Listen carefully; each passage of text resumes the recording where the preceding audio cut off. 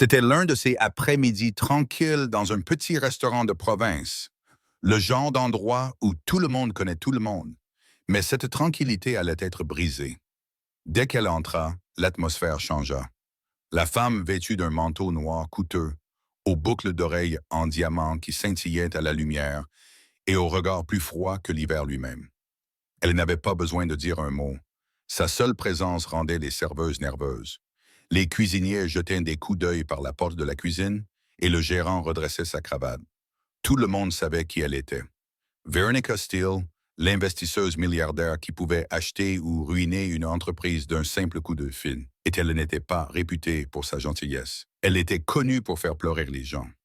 Bonjour à tous, bienvenue sur votre chaîne préférée où nous partageons des histoires vraies et inspirantes qui nous rappellent le pouvoir de la gentillesse et de l'humanité. Si vous aimez ce genre d'histoire, n'hésitez pas à vous abonner, à liker et à laisser un commentaire ci-dessous. Votre soutien nous aide à donner vie à d'autres histoires réconfortantes. Plongeons-nous maintenant dans l'incroyable histoire d'un père célibataire qui a su résister à l'orgueil et dont la gentillesse a fait fondre le cœur d'une milliardaire. L'heure de pointe du déjeuner venait de s'achever au Maple and Main Diner, un petit restaurant confortable situé dans le nord de l'État de New York. Sam Parker, un père célibataire d'une trentaine d'années, était en train de nettoyer après une longue journée de travail. Il effectuait presque tous les jours des doubles services afin de subvenir à ses besoins et à ceux de sa fille de 6 ans, Emma. Sam n'était pas un serveur comme les autres. C'était le genre d'homme qui se souvenait de la commande de chaque client, qui souriait même quand il avait mal au dos et qui trouvait toujours le temps de dessiner un petit smiley sur la serviette d'Emma avant qu'elle ne parte à l'école. Cet après-midi-là, lorsque la clochette au-dessus de la porte a tinté et que Veronica Steele est entrée, les conversations dans le restaurant se sont instantanément tues. Les autres serveuses ont échangé des regards inquiets. Tout le monde avait entendu parler de son caractère, de ses exigences impossibles, de ses remarques désobligeantes à l'égard des employés paresseux. Pas ça, murmura une serveuse en se réfugiant à l'arrière. Une autre fit semblant d'être au téléphone. Le gérant regarda autour de lui impuissant, serrant son bloc-notes. Puis son regard se posa sur Sam. Sam, dit-il doucement, tu peux t'occuper de sa table? Personne d'autre ne veut de le faire. Sam soupira. Lui aussi avait entendu les histoires. Mais une table était une table, et il avait besoin de tous les pourboires qu'il pouvait obtenir. Il s'essuya les mains, ajusta son tablier et s'approcha avec son sourire chaleureux habituel. Bonjour, madame. Bienvenue au Maple and Main. Que puis-je vous servir aujourd'hui? Veronica ne leva pas les yeux de son téléphone. Je suis assise ici depuis déjà 2 minutes. C'est ainsi que vous traitez vos clients. Sam garda un ton calme. Je m'excuse, madame. Nous avons été un peu occupés, mais je vais m'occuper de vous. Elle leva brièvement les yeux, le scrutant comme une machine scannant un code barre. Apportez-moi juste un café noir, chaud, pas tiède. Et assurez-vous qu'il soit dans une tasse correcte, pas dans une de ces tasses ébréchées que j'ai vues à la table d'à côté. Oui, madame, répondit Sam en se dirigeant vers le comptoir. Les autres employés jetèrent un coup d'œil depuis le coin de la pièce, chuchotant. Elle est encore pire en personne, dit l'un d'eux. Pauvre Sam, murmura un autre. Mais Sam ne se laissa pas perturber. Il avait déjà eu affaire à des clients désagréables. Ce qui importait le plus, c'était la façon dont il gérait la situation. Lorsqu'il apporta le café, Veronica était toujours au téléphone, aboyant des ordres à quelqu'un à l'autre bout du fil. Je me fiche du prix, lança-t-elle. Faites-le, c'est tout. S'ils ne peuvent pas livrer demain, virez-les. Sam posa délicatement la tasse devant elle. Voilà, madame. Attention, c'est chaud. Elle acquiesça à peine. Pendant les minutes qui suivirent, Sam s'occupa des autres tables, remplissant les verres, débarrassant les assiettes et plaisantant avec un groupe d'habitués. Quand il revint à la table de Veronica, elle fronça les sourcils. Ce café a un goût de brûlé, dit-elle d'un ton sec. Vous savez au moins comment faire du café ici? Je suis désolé que vous ne l'aimiez pas, dit Sam doucement. Voulez-vous que je vous en prépare un autre? Évidemment, siffla-t-elle, et assurez-vous que la tasse soit propre cette fois. Sam acquiesça à nouveau sans montrer le moindre signe d'irritation. Il prépara une nouvelle tasse, vérifia la température et la rapporta. En la posant, il remarqua quelque chose. Ses mains tremblaient légèrement. Sous son manteau de créateur et sa coiffure parfaite, il y avait autre chose dans ses yeux. de l'épuisement. Tout va bien, madame? Demanda-t-il doucement. Elle cligna des yeux, surprise par son ton. Pas de peur, pas de sarcasme, juste une sincère inquiétude. Excusez-moi, vous semblez fatigué. La journée a été longue. Pendant un instant, elle le fixa comme si personne ne lui avait jamais posé cette question auparavant. Puis elle ricana. Vous ne pouvez pas comprendre. Peut-être pas, dit-il doucement, mais je sais ce que c'est que d'avoir de longues journées. Il se retourna pour la laisser tranquille, mais elle l'arrêta.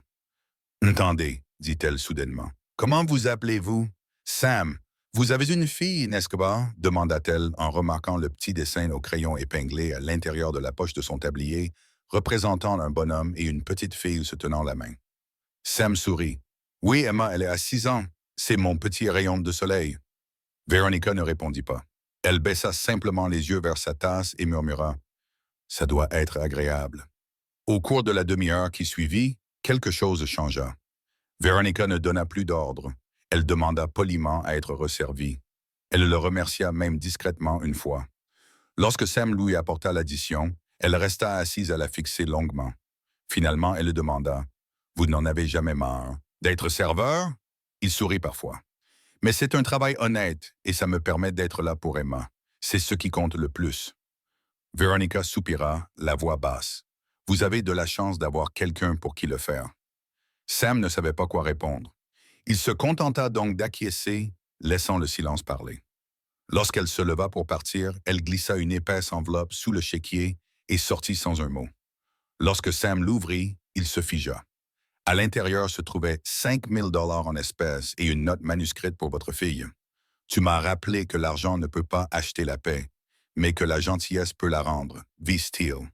Le restaurant est devenu silencieux. Même le gérant n'en croyait pas ses yeux. Le lendemain, Veronica est revenue. Cette fois, elle ne portait pas de diamants. Elle était en jean et en poule, les cheveux attachés, le regard plus doux. Elle s'est assise à nouveau à la table de Sam et a commandé des pancakes. Quand Sam s'est approché, elle lui a adressé un sourire chaleureux. « Bonjour Sam, et appelez-moi simplement Veronica, s'il vous plaît. » Pendant le petit déjeuner, elle s'est confiée. Son mari était décédé 3 ans auparavant. Elle n'avait ni enfant, ni famille proche. Elle avait bâti un empire, mais avait perdu sa joie de vivre en cours de route. Les gens voient la milliardaire, disait-elle, mais pas la femme seule qui se cache derrière. Sam l'écoutait sans la juger. Parfois, le silence était la réponse la plus gentille.